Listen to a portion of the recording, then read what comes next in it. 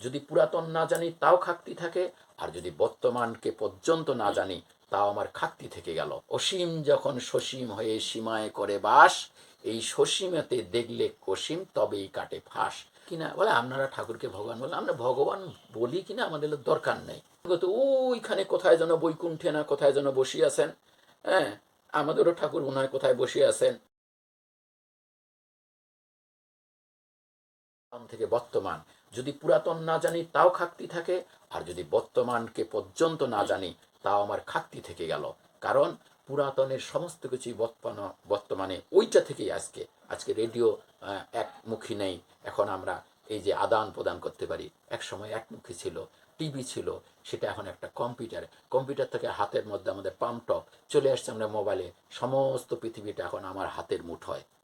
যদি আমি মনে করি যে না মার্কনিকনিক ধরেই থাকবো, তাহলে তো আমার কমতি হয়ে গেল। তবে আমি মিথ্যা ধরি নাই। আগের গুলি আজকে থেকে 60 বছর আগের ইতিহাস যদি কেউ পড়ে, বা আমরা যে ডায়েরি পড়ি, তারা যে ভুল করতেছে তা কিন্তু নয়, কিন্তু পরিপূর্ণ করতেছে না, বর্তমান পর্যন্ত করতেছে না।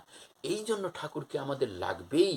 আমার যখন আমার শিক্ষিত সমাজ নিয়ে আমাকে চলতে হয়, ইউনিভার্সিটিতে অনেক শিক্ষিত লোক, অনেক ডক্টরেট হিন্দুও আছে, অনেক প্রফেসর আছে। আমি তাদেরকে বলি যে স্যার দেখেন, ঠাকুরকে ভগবান কিনা বলে, আপনারা ঠাকুরকে ভগবান বলে, আমরা ভগবান বলি কিনা আমাদের দরকার নেই।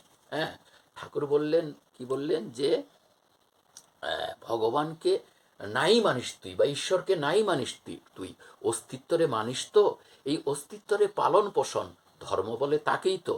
বলে এটা আবার কীরকম বাণী? আমি বললাম এই বাণীটা বুঝতে গিয়ে দেখেন, আপনি জাপান থেকে ডক্টর নিয়ে আসলেন, আপনি কম্পিউটার সায়েন্সের লোক, কিন্তু এই বাণীটা বোঝার মতো এখনো ক্ষমতা হয় নাই। হ্যাঁ বলে ঈশ্বরের দোষ দিলি তুই, মতিচ্ছন্ন বুঝলি না, ইচ্ছা শক্তি তাতে দিয়ে তুই কেন বল চললি না। যে ঠাকুরের কথাগুলি এত মহৎ, এত সুন্দর, মানে তিনি যেন এবার একেবারে মানে উজাড় করে দিতে আসছেন, এবার যেন কোনো খাটতি নাই। আমার আমার অনুভূতিটা আমি বলবই, আমাকে মানুষ পিটাক আর মারুক আর যাই কিছু করুক।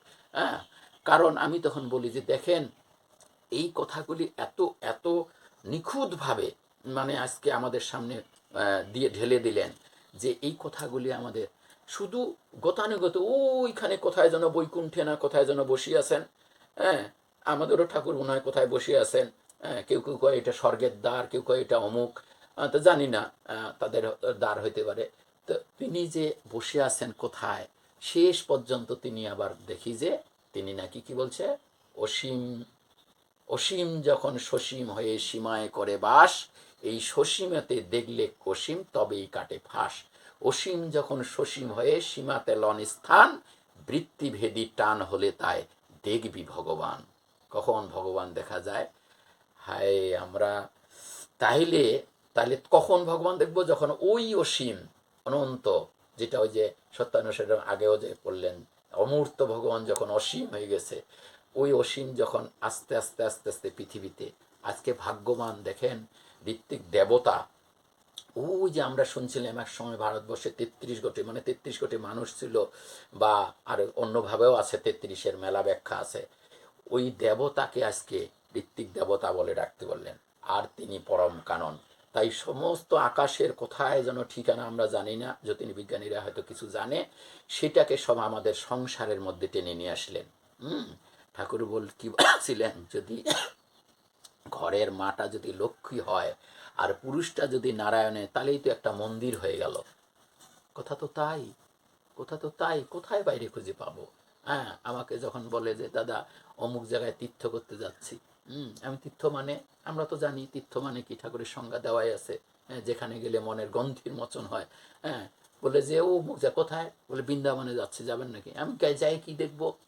বলে যাই ওখানে তো মেলা দেখার জিনিস, মেলা দেখার জিনিস তো দেখবো না, ওখানে তো ভগবান শ্রীকৃষ্ণকে দেখতে যাচ্ছি।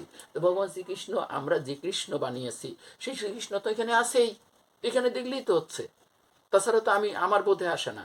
আর কি দেখবো? অনেক সুন্দর করে মন্দির করছে কারুকার্য করে, হ্যাঁ তা কারুকার্য করে এখানে দেখলে, তা ওই দেখলে আমি এখানে ভগবান দেখা হবে না। কয়ে হ্যাঁ আপনার সঙ্গে কথা কয়ে শান্তি নেই, শান্তি তো হবেই না, সবার শান্তি তো সবাই দিতে পারে না। ঘটনাটা হচ্ছে আমাদের এবার আমরা যেহেতু তাকে পেলাম, সেই জন্য যখন দীক্ষা নিলাম আমরা কিন্তু প্রতিজ্ঞা করেছি। হুম। এগুলা কিন্তু আমি কেন বলতেছি, যেন আমাকে ধাক্কা দেন, ও একেবারে বড় পণ্ডিত হয়ে গেছে, মনে হয় নিজে ঠাকুর সাজে বসেছে।